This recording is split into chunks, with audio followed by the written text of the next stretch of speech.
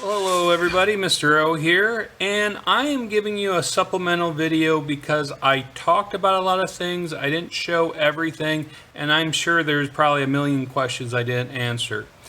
Before I get started, I want to talk about a few things. One, this is a stylus, and I've had people ask me about the glove I'm wearing. Do I have to wear this? No. But it's summertime here at the moment, and when I come in, I'm usually a little sweaty. What's nice about the glove, it keeps it from sticking as I'm doing sweeping motions, doing my strokes. And when your hands are a little sweaty, if you've noticed, like if you draw on an iPad or something or a phone and your hand sticks a little bit, usually when there's a little bit of moisture on the backside of your hand, it kind of makes it stick. And so that's why I wear the digital glove. The program that you mostly saw throughout the whole video process on digital animals, that was Photoshop, because most people try to, like the free programs are very similar to Photoshop. This one is Clip Studio. I'm a big fan of Clip Studio. I'm a big fan of Photoshop and Clip Studio together. I am not an expert. That's why I'm only teaching the very basic stuff to get your foot in the door and maybe lay some foundation skills. There are better ways of doing some things. That's the beautiful thing about art, is there's not one way of learning. It's okay to have different views and attack things in different directions. You do what's easier for you. Sometimes I'll mention where, yes, if you do this way, you'll take a step back, but you'll advance much further. When it comes to digital art, I usually don't say things like that. Now, as you saw, I had a wing, snake scale, and some iguana or turtle scales. I actually don't know. And I will kind of show you a little bit how I drew that. And one of the other bits of advice is this paper, you know, we talk about like 9 by 12, 11 by 14. This is probably 50 by 70. In digital art, I make things a lot larger. If you're drawing on a Chromebook, I would go maybe no larger than 30. And this way, it's easier to zoom in and zoom out. Clip Studio has a great with vector. Don't worry about that right now. Vectors just allow you to shrink and enlarge without losing anything, where if you do like Photoshop, it gets very grainy and pixelated, and that's something you want to avoid. So when we talk about, let's say, fur, actually let's just go over the textures we're really going to talk about. We got fur, we got feathers, and we got scales. These are things you can touch and feel, and that's why we're talking about with the texture. For this assignment, we want texture. Dolphins, whales, they're smooth. Is there texture? Is smooth a texture? Absolutely. But I want to challenge you, and I'm going to just show a couple things about fur and stuff. I should talk about the pen I'm using. In Clip Studio, I'm using the Real G pen. I want you to just see about pressure. Some of you, if you use a Wacom tablet, you can do this on a tablet. As you can see, I can get thin and I can get thick and go thin again. And that's what makes, using these drawing programs pretty neat. And you should take advantage of that. Now, fur, there's different ways of doing fur. In the videos, you'll probably see me do a lot of this, where it's more streaking. It doesn't have to be like that. It can be a little more drawn out and almost like eyelashes, where you can draw and you can layer and you can add the streaking later. Does this make sense? I hope it does. Feathers. Now you saw a whole wing, but let's just break it down. I'm going to draw one feather. And there's different shapes to these feathers.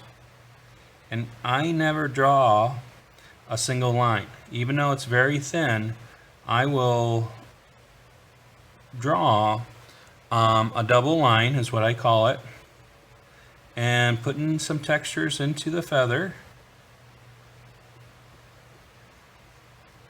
So if you have a feather falling off the bird or whatever, add a little more details to it than what you saw in the previous video. They come in different shapes. And let me just do this. Sometimes they're niched. Something damaged, or it's just over time as feathers get old. Something happens to them.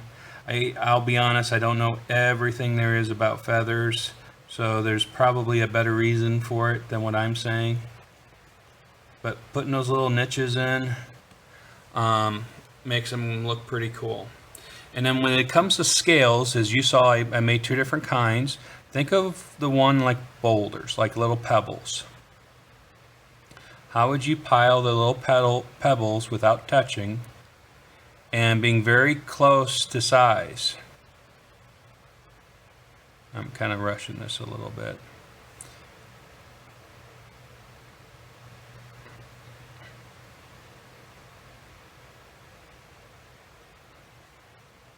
And there we go. I shouldn't go silent on a video. It gets kind of boring if I do that.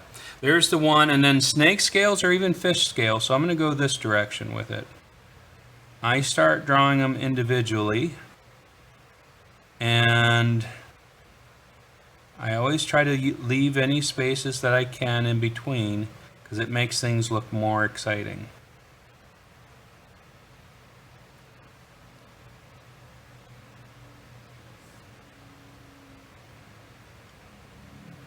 And put a little swoosh in there, and they look a little bulkier than they should. So if you're doing like a reptile thick lizard with these kind of scales, the horny toed lizard in Southeast America are kind of like that. I know a lot of desert lizards are very thick scale. Oops, made a mistake there, so I Control Z that.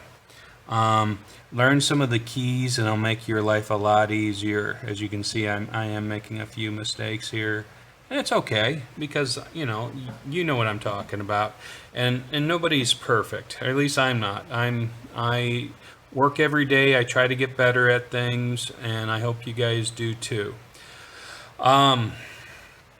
Please watch the videos, and like I said, challenge yourself. Doing things just to get done, you won't better yourself at. If you have any more questions, just contact me. The other question I did not answer is, what artist display am I using?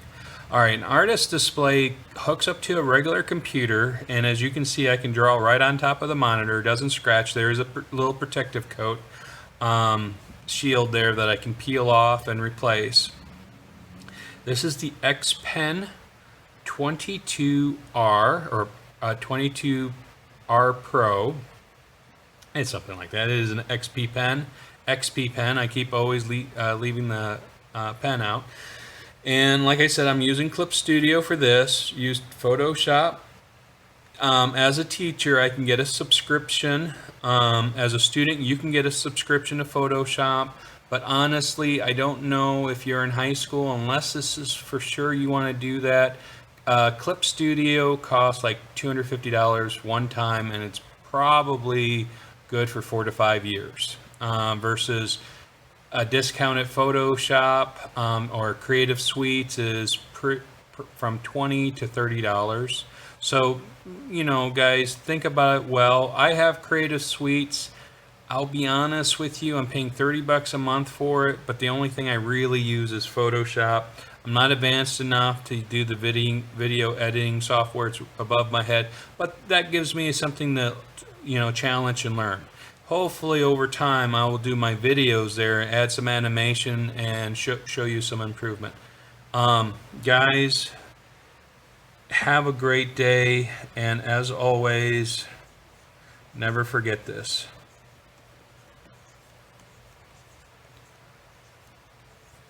You are loved.